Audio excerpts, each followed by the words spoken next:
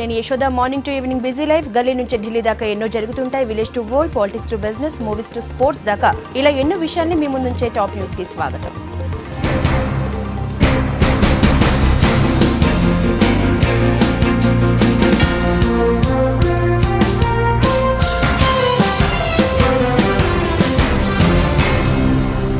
BC మైనారిటీలకు కూడా ప్రభుత్వం అధిక ప్రాధాన్యత ఇచ్చిందన్నారు. వాళ్ల డెవలప్మెంట్ కోసం 2172 కోట్ల నిధులు కేటాయించినట్టు చెప్పారు. మైనారిటీల సంక్షేమానికి 1165 కోట్ల ఫండ్ కేటాయించామన్నారు ఈటెల. మైనారిటీ సంక్షేమం మా ప్రభుత్వ ప్రాధాన్యం. గడిచిన 9 నెలల పాలనలో మైనారిటీల సంక్షేమం మరియు వికాసం కోసం అనేక చర్యలు తీసుకున్నాం అధ్యక్ష. తెలంగాణ రాష్ట్రంలోని ముస్లిం మైనారిటీలు ఆర్థిక, సాంఘిక, విద్యారంగంలో ఎదుర్కొంటున్న స్థితిగతుల్ని అధ్యయనం చేసి వారిని ఇతర సామాజిక వర్గాలతో సమానంగా స్థాయికి తీసుకురావడానికి ఒక సమగ్ర నివేదికను సమర్పించడానికి ఈ మధ్యనే సుధీర్ ఐఏఎస్ రిటైర్డ్ అధ్యక్షుని ఒక కమిటీని మా ప్రభుత్వం ఏర్పాటు చేసిందని చెప్పి సభకు తెలియడానికి. ఎస్సీ ఎస్టీలకు తమ సర్కారు ఎక్కువ ఇంపార్టెన్స్ ఇస్తుందన్నారు ఆర్థిక మంత్రి ఈటెల. ఎస్సీల డెవలప్మెంట్ కోసం 5547 కోట్ల నిధులు కేటాయించినట్టు చెప్పారు. అలాగే ఎస్టీల అభివృద్ధి కోసం 2878 కోట్ల ఫండ్ కేటాయించామన్నారు. ఈ నిధులు డైవర్ట్ కాకుండా చర్యలు తీసుకుంటున్నామని అన్నారు. సప్లాన్ నిధులు కూడా నేరుగా ఆ 2 సంక్షేమ శాఖలకు కేటాయిస్తున్నట్టు చెప్పారు ఈటెల. ఎస్సీ ఎస్టీ సప్లాన్ 8089 కోట్లు కేటాయించామని అన్నారు. 2015-16 వార్షిక ప్రణాళికలో 5547 కోట్ల రూపాయలను ప్రతిపాదిస్తున్నాం అధ్యక్ష. మా ప్రభుత్వ లక్ష్యాల్లో ముఖ్యమైనది గిరిజన సంక్షేమం. గౌరవ ముఖ్యమంత్రి గారు ఆదిలాబాద్ జిల్లాలో కొమరం భీం అమరత్వం పొందిన జోడేఘాట్ గ్రామాన్ని స్మారక ప్రదేశం అభివృద్ధికి 25 కోట్ల రూపాయలు ఖర్చు అవుతుందని అంచనా వేసి జీవో ఇవ్వడం జరిగింది అధ్యక్ష. గిరిజన సంక్షేమానికి 2015-16 వార్షిక ప్రణాళికలో 2878 కోట్ల రూపాయలను ప్రతిపాదిస్తున్నాం అధ్యక్ష. బడ్జెట్ ప్రసంగంలో అమరుల త్యాగాల్ని స్మరించుకున్నారు ఈటెల. అమరుల త్యాగంతో ఏర్పడిన రాష్ట్రంలో ప్రభుత్వం అన్ని వర్గాలకు న్యాయం చేస్తుందని చెప్పారు. వారి త్యాగాలకు వినమ్రంగా తలవంచుతున్నామని అన్నారు ఈటెల. అమరుల కుటుంబాలను అన్ని విధాలా ఆదుకుంటామని హామీ ఇచ్చారు రాజేందర్. ఉద్యమ భారం మోసిన వారి ఆకాంక్షలకు అనుగుణంగా బడ్జెట్ రూపొందించామని చెప్పారు.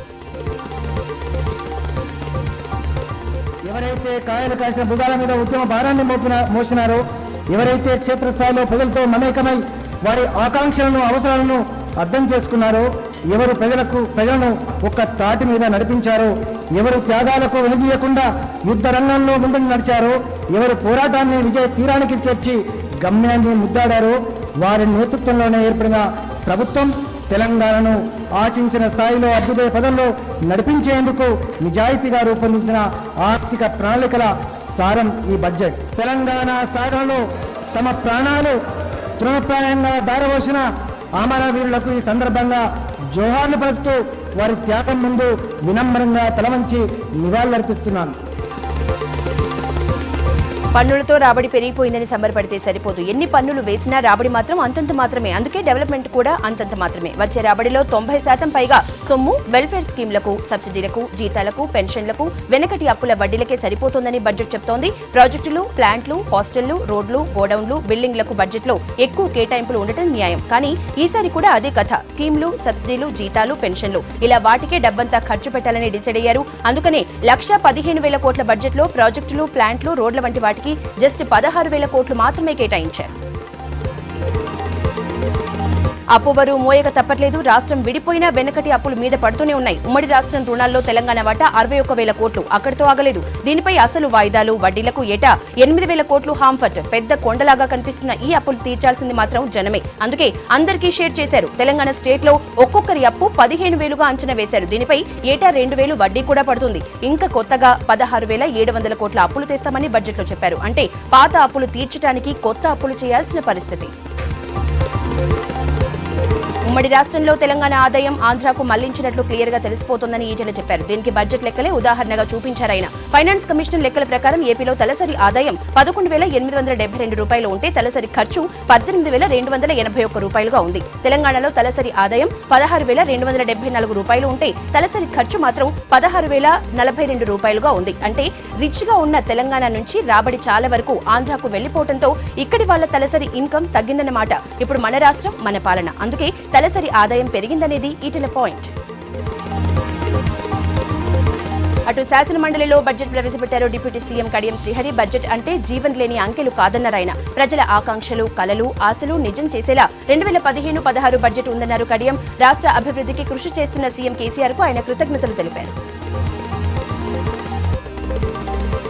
తెలంగాణ నెలకొల్పిన సామాజిక విలువల ఆధారంగా రూపొందించిన సజీవ ఆర్థిక ప్రణాళిక అని తమరి ద్వారా సభకు తెలియజేస్తున్నాను.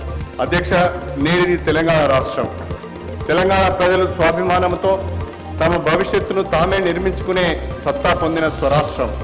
ఇవాళ ఈ నేల మీద ఉత్పత్తి అయ్యే సంపద, ఇక్కడి ప్రజలు చెమటోడ్చి సృష్టించిన ప్రతి పైసా తెలంగాణ ప్రజల సర్వతోముఖాభివృద్ధి కోసమే వెచ్చించే చారిత్రాత్మకమైన గొప్ప అవకాశం, అధికారం మనం సాధించుకున్నాం. ఇది గౌరవ ముఖ్యమంత్రి గారి మహోన్నత నాయకత్వంలో తెలంగాణ ప్రజలు సృష్టించిన అపూర్వమైన సందర్భమని సభ్యులకు. వాస్తవ పరిస్థితికి బడ్జెట్ కు సంబంధం లేదన్నారు పీసీసీ చీఫ్ ఉత్తమ్ కుమార్ రెడ్డి. సర్కార్ ప్రవేశపెట్టిన పథకాల ప్రస్తావన బడ్జెట్ లో ఎందుకు పెట్టలేదని ప్రశ్నించారు. మాటల గారడీతో ప్రజలను మరోసారి కేసీఆర్ మోసం చేస్తున్నారని మండిపడ్డారు. హౌసింగ్ లో ఎవరైనా తప్పు చేస్తే శిక్షించాలి, కానీ బిల్లుల్ని ఆపేయవద్దన్నారు పీసీసీ చీఫ్. టీఆర్ఎస్ పార్టీ అయితే ఫ్లాగ్షిప్ ప్రోగ్రామ్స్ ఉన్నాయో హౌసింగ్ మెన్షన్ లేదు. ఎస్సీలకు 3 ఎకరాలకి సరిపోని బడ్జెట్, గిరిజనులకి 12% reservation, no mention. Muslims 12% reservation, no mention. KG to PG education. ఒక ఫైనాన్షియల్ ఇయర్ అయిపోయింది, ఇంకో ఫైనాన్షియల్ ఇయర్ స్టేట్మెంట్లో కూడా ఇంకా దీన్ని మైన్యూట్గా మేము డిస్కస్ చేయాల్సి ఉంది. మరి అంటే ఈ ఆర్థిక సంవత్సరంలో కూడా వచ్చేదేమీ లేదు. ఇది పూర్తిగా అన్రియలిస్టిక్, అవాస్తవమైన ఫిగర్స్. అసలు వాస్తవానికి చాలా బడ్జెట్ అంకెల గారడీని తలపిస్తోందన్నారు బీజేపీ నేతలు. ప్రజల్ని మభ్యపెట్టేలా బడ్జెట్ రూపొందించారని ఆరోపించారు. గత బడ్జెట్లో కేటాయించిన 1,06 కోట్లనే ఖర్చు చేయలేని ప్రభుత్వం 1,15,000 కోట్లను ఎలా ఖర్చు చేసిందని ప్రశ్నించారు. రైతు రుణమాఫీకి వాయిదాలుగా చెల్లిస్తున్న ప్రభుత్వం వడ్డీలకు బడ్జెట్ కేటాయించలేదని అన్నారు. మిగులు బడ్జెట్ ఉన్న రాష్ట్రాలకు కేంద్రం సహాయం చేయదని తెలిసినా కేంద్రం నుంచి ఆర్థిక సహాయం వస్తుందని ఆశించామని చెప్పి కేంద్రంపై నెపం వేయాలని చూస్తున్నారని మండిపడ్డారు.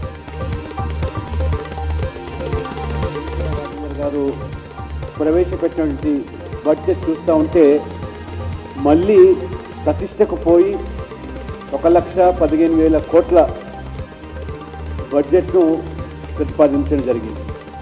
పూర్తిగా ఈ బడ్జెట్ పరిశీలిస్తే వాస్తవ విరుద్ధంగా ఉంది. Most unrealistic. పైపెచ్చు ఇది ప్రజలను తప్పుదో పట్టించే విధంగా అంకెల గారితో ప్రభుత్వము ప్రజలు మభ్యపెట్టి గత బడ్జెట్ యొక్క దొల్లతనాన్ని తమ వైఫల్యాలను కప్పిపుచ్చుకునే ప్రయత్నం చేశారు. శాసనసభ నుంచి సస్పెండ్ చేయడాన్ని నిరసిస్తూ చలో రాజ్భవన్ కు పిలుపునిచ్చింది టీడీపీ. సభలో జరిగిన వ్యవహారంపై గవర్నర్ కు ఫిర్యాదు చేసేందుకు డిసైడ్ అయింది. ప్రభుత్వం ఏకపక్షంగా వ్యవహరిస్తూ సభలో టీడీపీ సభ్యులను లేకుండా చేసి బడ్జెట్ ప్రవేశపెట్టడాన్ని తప్పుపట్టారు ఆ పార్టీ నేత ఎర్రబెల్లి. ఈ రోజుని బ్లాక్ డేగా చెప్పుకొచ్చారు. అసెంబ్లీ గాంధీ విగ్రహం ముందు నిరసన దీక్ష చేపట్టి సర్కార్పై మండిపడ్డారు.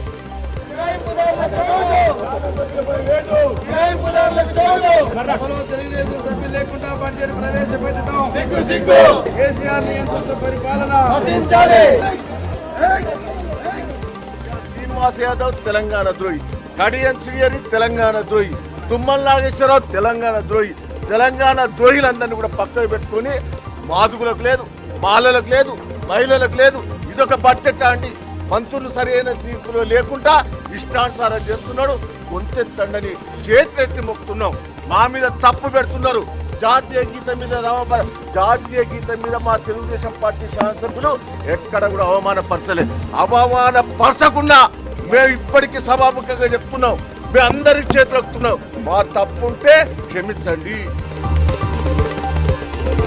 ఏపీ అసెంబ్లీలో ఉద్యోగాలపై రగడ జరిగింది. జాబ్ రావాలంటే బాబు రావాలన్న టీడీపీ అధికారంలోకి వచ్చాక ఉద్యోగాలు ఇవ్వడం లేదని మండిపడ్డారు ప్రతిపక్ష నేత జగన్. దీనికి ఏపీ విద్యాశాఖ మంత్రి గంటా కూడా సీరియస్ గానే రియాక్ట్ అయ్యారు. విపక్షాలు అబద్దాలు చెప్తూ సభను తప్పుదోవ పట్టిస్తున్నాయని విమర్శించారు. డిఎస్సీలో 10,000 పోస్టులకు నోటిఫికేషన్ ఇచ్చామని అన్నారు.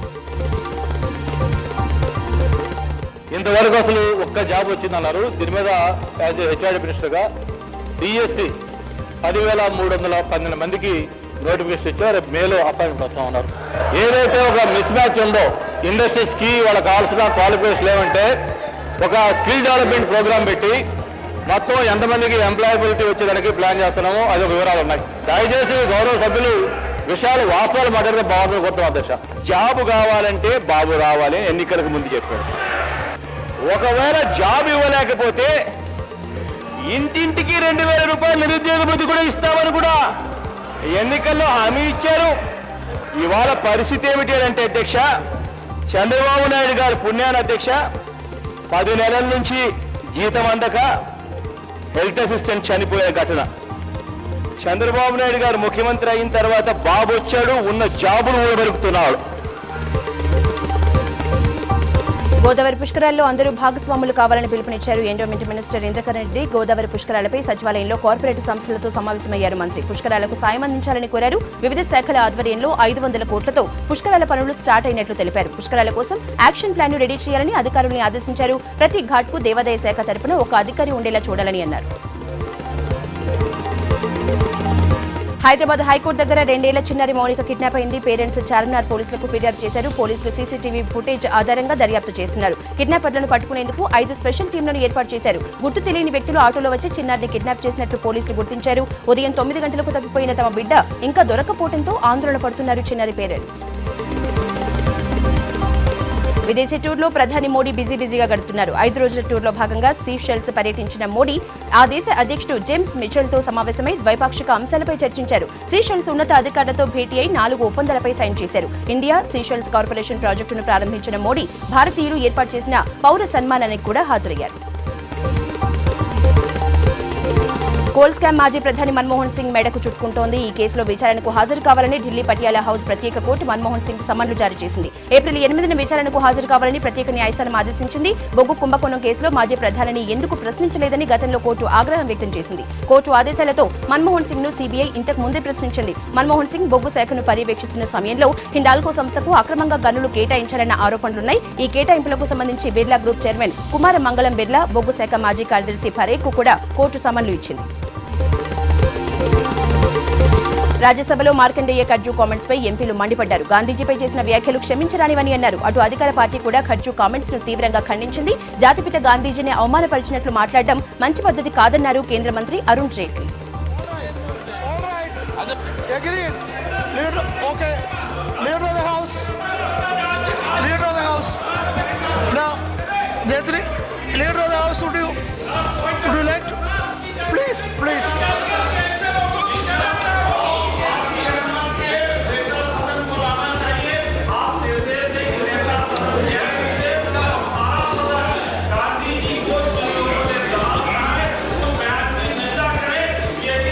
सभा की जिम्मेदारी है और कांग्रेस पार्टी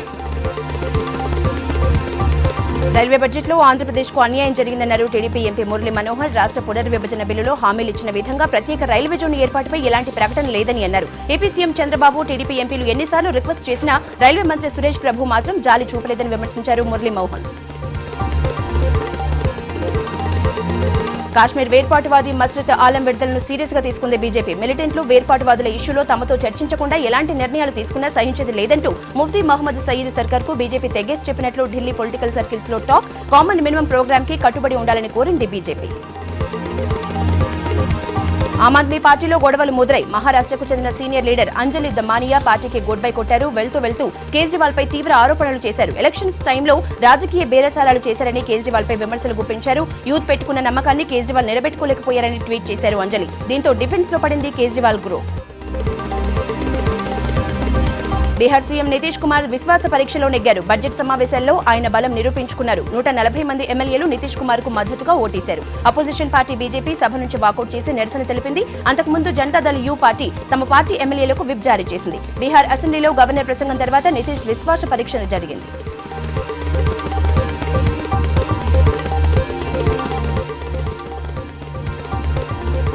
ఇవి నాటి టాప్ న్యూస్. Stay tuned.